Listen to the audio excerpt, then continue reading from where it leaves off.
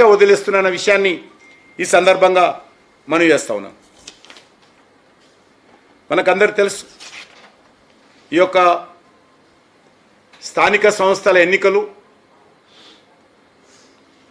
ఈ యొక్క పెంచిన రిజర్వేషన్స్తో జరగాలని భారతీయ జనతా పార్టీ కోరుకుంటుంది, డిమాండ్ చేస్తూ ఉంది.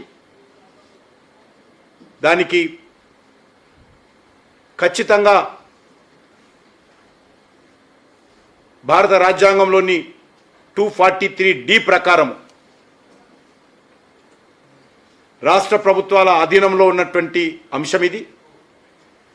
వాళ్ళు ఈ యొక్క స్థానిక సంస్థల్లో ఎన్నికల్లో వాళ్ళ రిజర్వేషన్ కల్పించేటువంటి హక్కు అధికారం ఉంది.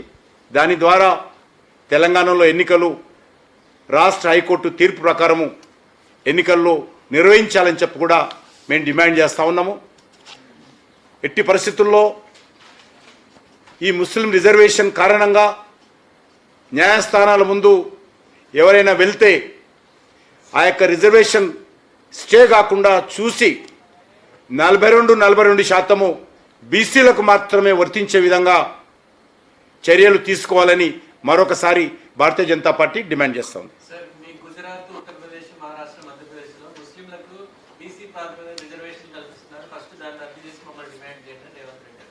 మన తెలంగాణలో కూడా ఆయనకు తెలియదు. ఈయన ముఖ్యమంత్రి కాకముందే, ఈయన రాజకీయాల్లో రాకముందే, రేవంత్ రెడ్డి గారు రాజకీయాల్లో రాకముందే ముస్లింలో ఉన్నటువంటి దూదేకుల లాంటి కులాలు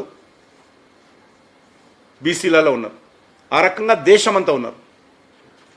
ఈ రకంగా కట్టగట్టి ఈరోజు అసదుద్దీన్ ఓవైసీతో సహా, అజారుద్దీన్తో సహా, షబ్బీర్ అలీతో సహా మొత్తం ముస్లింలు అందరిని తెచ్చి ఈరోజు బీసీల కలపడం గతంలో లేదు.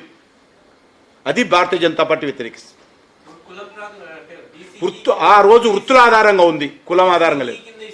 బీసీ డి కింద ఇచ్చినా ముస్లింలనే ఇస్తున్నారు తప్ప వీళ్ళ కులాలే లేవు. వీళ్ళ బీసీలలో ముస్లింలలో కులాలు లేవు. అది చెప్పాలి, రాహుల్ గాంధీ చెప్పాలి. రాహుల్ గాంధీ చెప్పుకోవాలి, రేవంత్ రెడ్డి చెప్పుకోవాలి.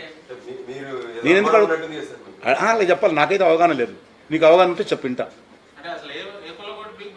తెలియదు, నాకు తెలియదు, మాకైతే తెలియదు. ఉండొచ్చు దానికి.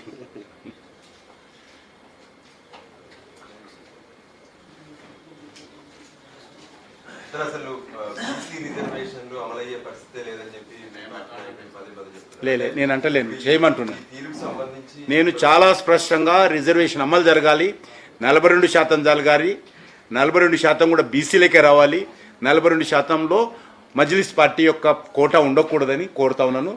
అందులో 42%లో అసదుద్దీన్ ఓవైసీకి, అక్బరుద్దీన్ ఓవైసీకి, అజారుద్దీన్కు, షబ్బీర్ అలీకి కోటా ఉండకూడదని కోరుతున్నాను. ఒక్కసారి మీరు హైదరాబాద్ ఎలక్షన్స్ కానీ, గతంలో జరిగినటువంటి స్థానిక సంస్థల ఎన్నికల్లో కానీ అన్ని బీసీ సీట్లలో మరి మజ్లిస్ పార్టీ పోటీ చేసింది. ఏ ప్రాతిపదికన పోటీ చేసింది, ఎట్లా పోటీ చేసింది, మరి వాళ్ళు ఏ రకంగా 30 సీట్లు, 32 సీట్లు, 150 సీట్లలో గెలిచారు బీసీలకు ఇచ్చినట్టు. పెంచాడు కదా. గతంలో 4% ఉండేది, ఇప్పుడు 10% చేశాడు ముస్లింలకు. గతంలో ఓన్లీ 4% ఉండేది. రాజశేఖర రెడ్డి గారు 4% చేసి హైకోర్టు కొట్టేస్తే సుప్రీంకోర్టు స్టే తెచ్చి నడిపారు. దాన్ని రోజు 4% కాదని తగుదునమ్మా అని ఆయన 10% పెంచాడు. అది మేము వ్యతిరేకిస్తాం. ఓటు వేయలేము మేము అప్పుడు కూడా లిఖితపూర్వక.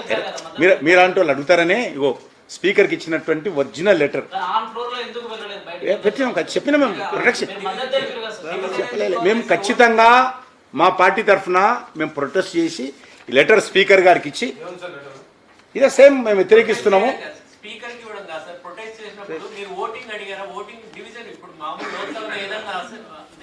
మేము ఆ రోజు మా యొక్క ప్రొటెస్ట్ రిజిస్టర్ చేసినాం. మాది పార్టీ స్టాండ్, అది ఏముండాలని, కానీ మేము ప్రొటెస్ట్ చేసి వ్యతిరేకించినాం. ప్రొటెస్ట్ చేసామని చెప్పి రిటర్న్ కూడా ఇచ్చామంటున్నాం. ఇదే letter, this is the letter. Copy ఇవ్వమంటే ఇప్పుడు మీకు జిరాక్స్ ఇచ్చాం అందరికి.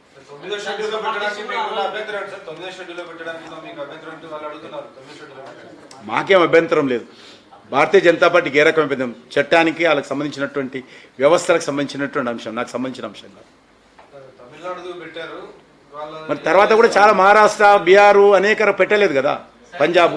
ఇప్పుడు దీంట్లో 42%లో 10% ముస్లింలకు రిజర్వేషన్ కల్పిస్తున్నారు కాబట్టి ఆ బిల్లును తిరస్కరించమని మీరు రాష్ట్రపతిని ఏమైనా డిమాండ్ చేస్తారా? చాలా స్పష్టంగా మేము ఈ 10% కాదు, మా పార్టీ అధికారంలోకి వచ్చిన తర్వాత తెలంగాణలో ఆ 4% కూడా రద్దు చేసి, మన ఎన్నికల ఏదైతే ఎగ్జిస్టింగ్ ఉందో 4% కూడా రద్దు చేసి ఆ 4% కూడా ఎస్సీ ఎస్టీ బీసీలకు కలుపుతామని నిర్ణయం చేసి